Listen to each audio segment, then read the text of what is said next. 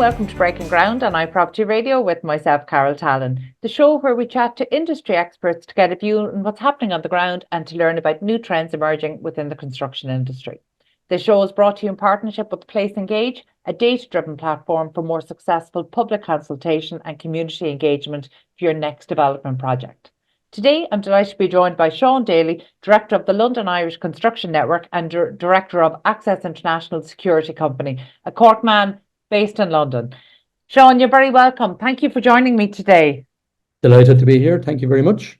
I didn't think Corkmen left Cork. How did you find yourself to be based in London? If you want to get out of Cork, you have to have a special passport. There's a passport to get in and a passport to get out. We're very choosy. I know there's a passport to get in, all right, but I didn't think they chose to leave. No, it's very unusual. How did you find yourself there? I've a very strange way of getting to London. I went to college in Limerick many, many years ago, met my wife in Limerick, lived in County Clare, worked for Intel and Analog Devices as an engineer for 20 years. And one night in a pub at Christmas time, I got an opportunity. I started to get into security equipment. And one night in the pub, I got an opportunity with a guy that said, "Do you want to do some alarms for me in London?" And I said, I could. And I forgot all about it. And in January, he rang me and asked me to come over and look. So went over, put a price on the job, got the job, and the rest is history 21 years ago.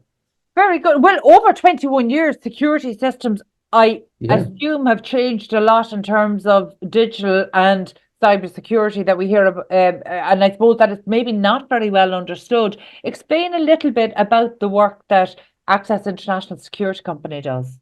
Well, we started doing security, so alarms, cameras, intercoms, and myself and my business partner grew that side of the business, and it started to take off. And then we found some people contacting us saying, "I can't give you the security because it's contained within the electrical contract." So we became electricians, and we broke into doing electrical work. So with probably 15 years, we do all the electrical, we do everything with a cable, from the street right into the apartments for any number of apartments. And then about 10 years ago, somebody said to us, you could get more work if you did the mechanical and plumbing as well. So now we offer the whole lot, the mechanical and plumbing, the electrical and the security. So tell me, did you ever consider a brand change? Because there's a big difference between, I would have thought, security and M&E contracting. There is, but our motto since the first day we arrived in London, if we get one job off you, we will never fail to have a job off you, because we will go to any lengths of extremism to make you so happy with us that you will want us again. And from the first day, our brand was really good. And the brand doesn't mean anything to anyone other than customers that know us. And they go, AIS, superb company, just get them. So tell me, why are you only focusing on the UK market now? You weren't tempted back into the Irish market as the market started to recover? No, we weren't, because every year we sit down and we figured out how much we want to grow and what we want to do. And there's not been one single year where that plan failed. So I have as much as I want in London, and it's under my control, and I know the people there, and I have the proper team there. So not interested in going back to Ireland at the moment. Very good. And, I think it's really interesting. And I should say that I came across you recently enough in terms of some of the media commentary that you were involved in. And it was through your work, not just with Access International Security Company, but actually through the London Irish Construction Network. And that's, I think, a network that most people will be familiar with, because it's certainly quite a strong brand, certainly in Ireland and the UK. So, but I didn't realize you were involved in that from the start. So explain a little about the London Irish Construction Network, because most people will have heard of it, but maybe not really understand what it is or who it's for. They will, of course. And I suppose it all started with four of us meeting at the airport at Stansted and at Kerry and at Shannon. And one of the guys would have got a job the week before, and he'd give me the name of the guy to give him the job and the contact details, and I'd ring him, and that was happening between four of us for a number of months. And then the 4 became 10, the 10 became 20, the 20 became 50. And we said, God, we better do something a bit more professional with this. So we formed the London Irish Construction Network. So today we represent 300 individual members in London. Well, the members are in London and Ireland, but 300 individual members and 300 corporate members. We hold 6 or 7 events a year, but now the events are one-off big events. We have an event in the embassy next month. We have an event in the House of Commons every April. So they're big events, and we're all about creating a scene and an event and a venue where lots of people from construction, be it anything to do with construction, from insurance to IT construction, to the guys laying the blocks, the bricks, the carpenters, everybody in the one room where everybody chats.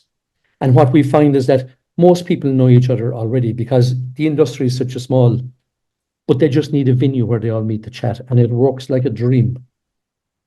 You know, I am fascinated by this, and anybody who is familiar with my work will know that I work with a number of trade organisations across the industry in Ireland. And one thing I know for sure is that while it is great when you can get those people together, there is a huge task to get the right people in the room, and not everybody will be the right person. You really need a very sharing ethos, which most people think they have in principle till they have to sit down and do it. And there's a trust that needs to be built. That doesn't happen by accident at all. So, like, what day or what year are we going back to in terms of the establishment of the London Irish I think it's about Network? 15 years ago now. I'm not great on years. My wife tells me that every year when I forget our wedding anniversary. I'm not great on years. It's putting you slap bang though in the crash and before the recovery. It is. Yeah. We started coming to London when everybody in London was going back to Ireland. And I suppose we grew it and we started it when the crash was there. And as the recovery started to come, people were looking at London. And it was just a perfect place and a perfect situation and a perfect timing to go and meet people in London. And explain a little maybe about the scale of opportunities there at that time, because obviously anybody in Ireland will be well familiar with the chaos that was happening. But the difficulty is, while there was chaos globally, Ireland was such a small marketplace, and our policy making, maybe wasn't as brave as it needed to be in the moment. It wasn't as reactive as it needed to be. What was it like in the UK? Well, as I said, in 21 years, every single year we've had growth in the company. And I think people in UK talk about the recession in London, but they have no idea what a recession is. That their idea of recession was there wasn't the humongous growth that was there the year before, but it wasn't recession. Really? Yeah. So that's our experience of it. And so across your members, and I didn't realize the membership was so huge. So kind of 300 individual members, 300 corporate members. That's a lot of people that you need to be facing in the same direction. So where are they standing now? Are most of them in the UK? Are they in Ireland and serving two markets? There's a combination, I suppose. We have a lot of people that are just UK only. We would have a lot of the big developers and builders in it who are UK only. But then we have a regular cohort of people that come from Ireland to our events because they trade in both Ireland and UK. And this is both a way of meeting their clients, it's a way of entertaining their clients, and it's a way of going out there looking for new business, all at the one event.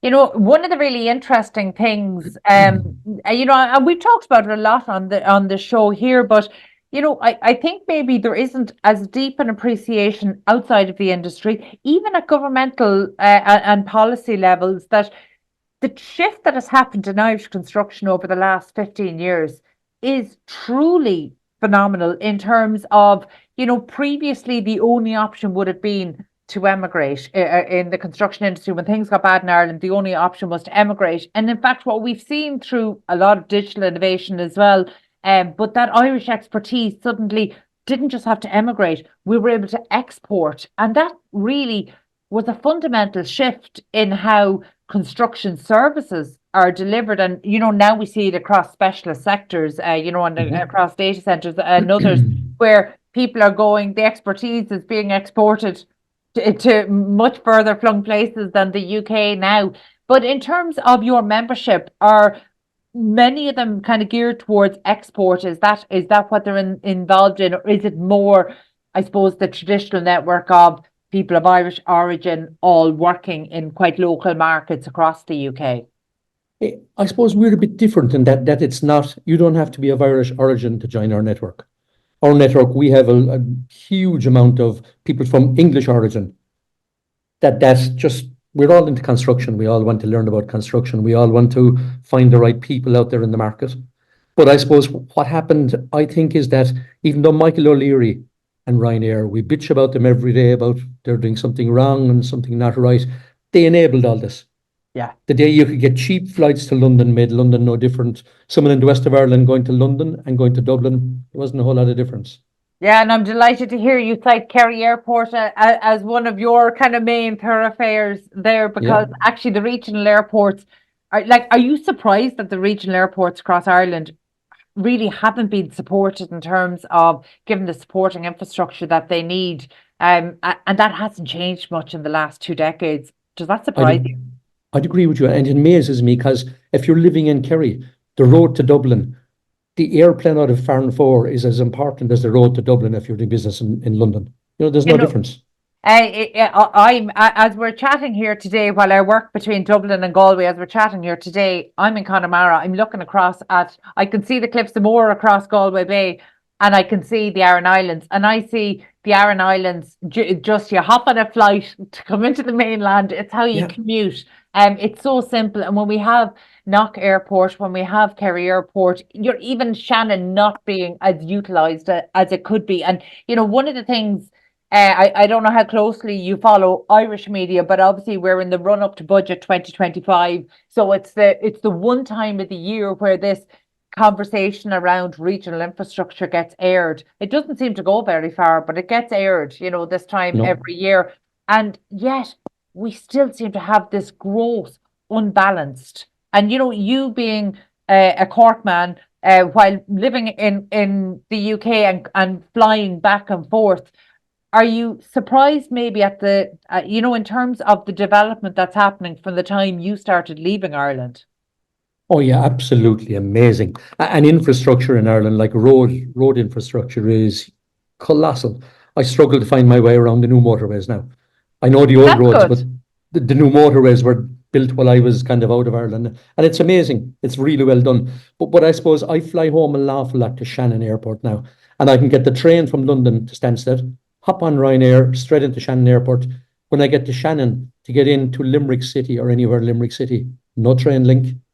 One bus maybe every hour if you're lucky. Like, we've got a bit of the infrastructure, but we're definitely missing big chunks of the infrastructure. Like Dublin Airport, you'd imagine, should have some kind of a train link this day and age into Dublin. Yeah. Look, I mean, to be honest, that feels like, again, an ongoing conversation for the last 20 years. And but look, that's not something we're going to solve on this particular call. But one of the reasons why I wanted to speak to you is that, while we do keep an eye kind of on what's happening internationally, obviously we would have quite an Ireland focus on this show. But most of our Irish contractors would have operations or bases, or certainly be working on projects across the UK as well. And there has been a bit of a narrative building up that, maybe planning was a little bit better, a little more streamlined, a little more following the rules-based system in the UK. And, Ireland, our planning obviously has been a basket case for a while. And, whether the new planning and development bill will or should come into force, they're two big and probably very different questions. But looking at it as it stands now, we've just, planning is not just a problem, it is the problem. It is just a chokehold in our system. But I was really surprised to hear you call out the UK system. Now, I'm not familiar with that.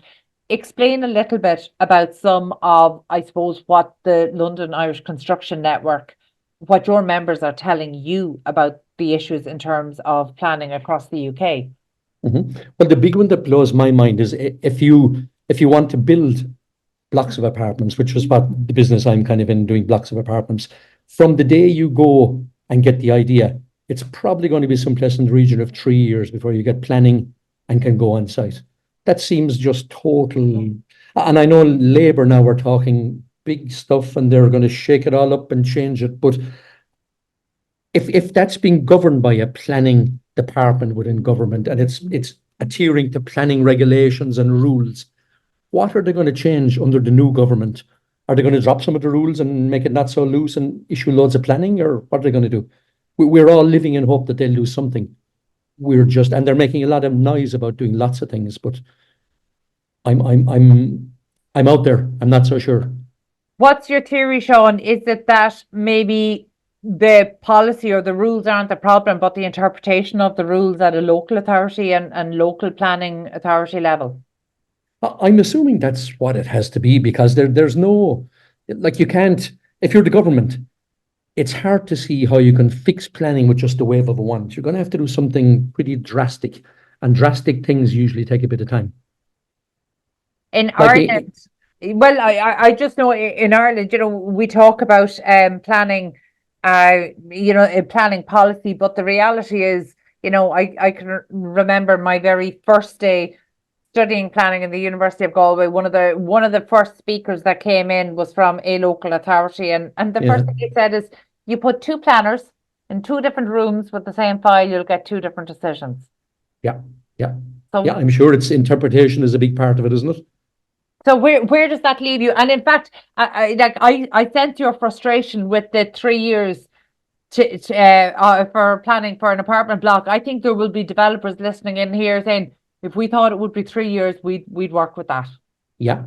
That's it. It's the unknown, isn't it? You just don't know what you're facing. No, but the reality is, in Ireland, you could be 3 years and then have it go to judicial review. It could be 6 years. It could be more. And I suppose what we're seeing increasingly is that the marketplace moves on faster than that. So essentially, when you're going through not just the official planning process, but even in terms of the project planning, the project viability, by the time you're getting through planning, the marketplace is a very different place. So it means a lot of the forecasts, the assumptions that you might have made around project viability, they just don't hold true in 4 years, 5 years, 6 years time, because we're in a different marketplace and there's no provision for that.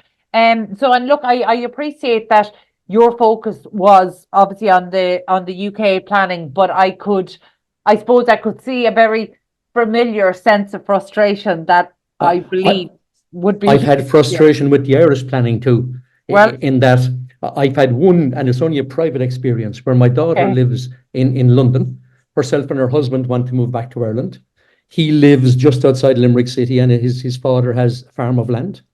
So he gave him a field to build a house in. So he applied for planning, thinking it was, God, it'll be easy enough. Now there's nobody living down the road we live. It'll be nice and simple. Refused planning. TII told them that the road was too busy to allow new houses to build on a by road off of that road for the traffic coming onto the road. So now they're going to move into his father and mother's house. So now you have two families in one house with a car each. So there's two cars coming onto that road. If they gave her planning for the house, there'd still only be two cars coming onto the road. So but they'd be coming from two different entrances. But they'd be still coming onto the same road at the same entrance. And when they queried it, they were told that TII, you don't have an option to talk to anybody there. You can't appeal it. If they make their decision, that's it. One-way traffic. Now, I thought we were gone from living in a dictatorship where you could question people and talk to people about things, but seemingly not TII.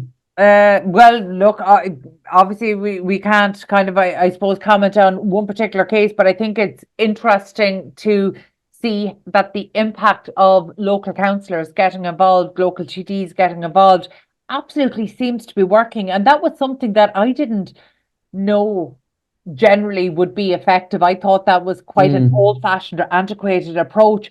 It really isn't. That is still one of the primary routes that absolutely it is. But the difficulty we have, and it's interesting to talk to you about this when, you're from a rural location, but perhaps not living in a rural location, and obviously not living in rural Ireland now. But the reality is, rural Ireland, we've had this policy of not wanting one-off housing, which, by the way, I understand that one-off rural housing may not be the sustainable model we want to get to. However, I don't believe the solution is we don't allow people live on their own land in rural Ireland. I think we find ways to make it more sustainable. Stop people putting down an acre of tarmacadam would be a really simple first step. But there are ways that we could enable people to live sustainably in rural Ireland. And in fact, I think it's really interesting when we see, certainly with new European regulations where we're moving towards asking developers to not just do no harm, but actually to have a net positive gain in terms of biodiversity. Imagine Yeah, if we asked everybody who wants to live or build in rural Ireland to do that. I think they would be falling over themselves to do it, because the people who want to live in rural Ireland do care about biodiversity. They are not climate deniers absolutely. by any means. They're choosing to live in rural Ireland. And I think we need to, Conor Skean had a piece in the Sunday Independent a couple of months ago, and I thought the headline was brilliant, brilliant in its common sense. And he said, Hmm. we are a rural country. We need to normalise living in the rural countryside. And for some reason, it has become almost unacceptable over past decades, but with no alternative.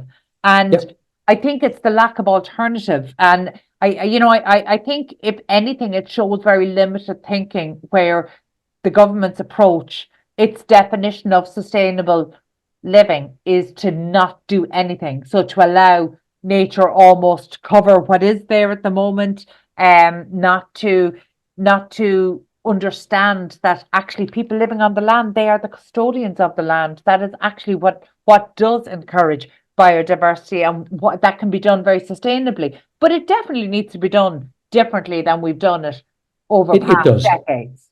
And And with net zero housing now, there's no reason we can't live in total alliance with the countryside and make the countryside a better place to live, not completely. be an influence on it. Yeah, Completely. And I think, again, the maybe very urban view is that to live in the country is to be parasitic on the land, as opposed to understanding that actually we are one. We come of the land, from the land, and that actually most people who come from a rural area and who want to live in a rural area, it's because they want to see the rural area sustained. What they don't want is to see rural Ireland become some museum that people visit from Dublin at the yeah, weekends. And unfortunately, that's the direction the policy right now is taking us down. And, I think it's really interesting when you talked about the journey of your company there, to see how Access International Security Company went from uh-huh. providing alarms to suddenly being able to cater to the needs and then having to rise up to the challenges of digital. Where so essentially, if you had been faced with the decision to do it one way or stop doing it, then you wouldn't continue to exist. Your company wouldn't continue to exist, and the people you employ wouldn't continue to be employed. So Absolutely. actually, innovation, and if we could essentially educate the government into seeing a way to innovate their way to sustainability solutions, as opposed to don't touch anything, because Yeah, that's the approach at the moment, and it just doesn't it make is. sense.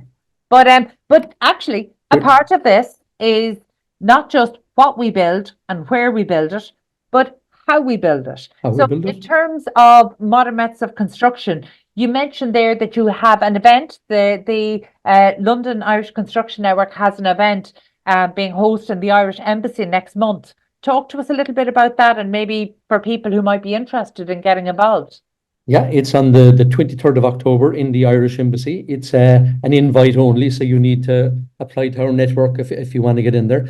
But it's basically a discussion between some of the big companies across Ireland and UK on modern methods of construction and where we see it going, and what we think is going to be the norm in 10, 15, 20 years' time, which is a very Sean, important topic to look ahead and see what's happening. it's a hugely important topic. And are you aware that a government think tank, the NESC, actually issued a report only in recent days Oh, in relation to modern methods of construction, the adoption of modern methods of construction in Ireland?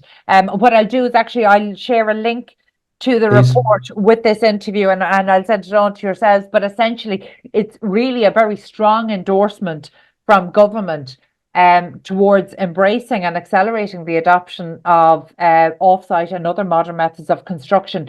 But significantly, it did actually, there's a huge amount of research gone into it where they've identified some of the barriers to this, and obviously the state being a huge barrier itself in terms of procurement models. But actually, there might be something there that your members can take from. Sean, Absolutely. do you have data across your 600 members or 600 odd members there in terms of those who are involved in delivering MMC kind of versus traditional, or would there be a mix? They'd be mixed, complete mixture. And I suppose every year that we're going, there's probably more looking at the MMC, because that's the way of the future, isn't it? If you're not, you're going to get left behind. And just in terms of just for us to understand the types of project, because I think the network is such a strong network. It's one that I think is well established. What's the forecast? Well, not even the forecast, but what's the vision for how the organization will grow? Because I can only imagine 600 members is a lot of members to serve. It is a substantial members to serve. And I think our vision is just more of the same, because what we're doing, and lots of people say this when they come to our event, they're like, you have something magic there. You have the environment, you tell people when they come in, like if we have 300 people in a room, when we come to networking at the end of our event, our big thing is, if you know somebody in this room already, don't go talking to them. Like, and if you want to have a measure of how good tonight was, if there's 300 people here, you should have 299 business cards going home tonight. And you should be able to look at them tomorrow and say, those 10 people are of real value to me, and I'm of real value to them. I need to go on, I need to speak to them. And instead of 50 mediocre leads, you get 10 real high quality leads that are nearly assured business. That's what we're about. Have you ever kind of calculated in terms of the value of the network, in terms of the value of the business that's passed through? We used to in the start when we were growing it 10 years ago. And it got to be a big number. But at this stage, I'm not sure there's even a number that represents it. It's huge, huge, huge, huge. And so is there still an opportunity for people to get involved? Oh, yes. Yes. If you're in Ireland or anywhere and you want to talk to, I don't know, if you're an electrical company, you want to talk to a main contractor, there'll be 50 of them there. If you're a carpenter and you want to talk to somebody that takes the carpentry package and subs it out, there'll be a lot of them there. If you're in the insurance business and you want to talk to everyone in construction about insurance, there'll be loads of those guys there willing to have a conversation. So everything from even, we had one recently that joined in, and they have the swipe in system and swipe out system for going on sites. Huge demand. Yeah. Are there many construction technology providers gone in there into your membership? There is huge amount of them. And I'd say most technologies are represented in there, but there's always new stuff. There's always room for the newest, the latest trend, always room. And it's just in terms of the association, just because again, or the network, because I'm fascinated by the growth. Again, it's something that, you know, we see emerging across the Irish ecosystem. In terms of managing the organization, how many would you have involved in the team? We have probably 6 of us, but there's one person that's more or less full-time at it, who's really, really good at what they do and really efficient. And we have a software package that helps us with it. So she runs it really well. Brilliant. That's fantastic to hear. And look, it's definitely something that we would encourage any of our listeners across Ireland and the UK to get involved in. I'm delighted to hear that you're going to be hosting an MMC event in the Irish Embassy next month. So I appreciate that is invitation only. So yeah. You're the person to be nice to, is that it? That's it. And if you want more info, it's www.tlicn.com. Everything on there, the methods of contacting, everything is on that page. So tlicn.com. Super. Thank you so much. And Sean, I suppose a final call out, just because, you know, I know that the network has been quite vocal in some of its wants and needs from the new UK government there. In terms of planning, is that kind of the key challenge you see right now for your members in terms of delivering infrastructure and housing? That's the key challenge right now, because there's a lot of turmoil in the building thing, in that new building regulations have just come in and they're being enforced. So the way of building a building now has changed. You've got to engage all your building design way up front. You've got to submit your they call it a gateway 2 with all your building design on it. And the commitment on that was to be 12 weeks to get gateway 2 signed off. I believe already that's gone to 16 weeks. And I think there's a good chance it'll get even longer. So there's enough turmoil in the whole workplace, besides having to deal with planning as well. Yeah, no, that's a fair point. And I suppose finally, before we finish up, just again, because a certain amount of it we maybe hear secondhand, but we know that it has been a challenging marketplace over the last 18 months. What's the sentiment of your members towards the marketplace right now? It's extremely busy in London right now. There seemed to be a lot of stuff just dangling there coming up to the election, and a lot of people just kicking the can down the road and not making decisions. But since the election happens, there's definitely a lot more people going to sites, starting their building. There's a lot more happening. And it definitely looks good for the next year or two. Okay, that's very positive to hear. It's amazing. Certainty, it always comes back to certainty, doesn't it? It does. This is such a resilient industry. It can deal with whatever it's faced with. It's the lack of certainty, I think, that kills projects. So That's it. really interesting one. Sean, thank you so much for taking the time today. I've really enjoyed chatting to you. I think what's happening across the network is really powerful. So it's something that we definitely encourage people to get involved, and very best of luck to you and the team for the event that's happening in the Irish Embassy, the MMC event next month. And again, we certainly hope to stay in touch and maybe try to understand what's happening for people who are operating across certainly both jurisdictions. But that's all we've time for today. That was Sean Daly. Absolutely. And please feel free to come to one of our events and experience the magic. Do you know what? I want to know how to explain the magic. Trust a Corkman to say, no, it's magic. So, yes, I definitely look forward to going and peering behind the curtain. Thank you so much, Sean. I'll take you up on that. That was Sean Daly, Director of the London Irish Construction Network and Director of Access International Security Company. My thanks to show producers Katie Tallon and Caoimhe Scully, and to all the production team at Hear Me Roar Media. Also, thank you to Place Engage for making these conversations possible. And finally, thank you indeed for tuning in. We'll catch you on the next episode of Breaking Ground. In the meantime, please be sure to check out all of the other Irish and international real estate and construction shows here on iPropertyRadio.com.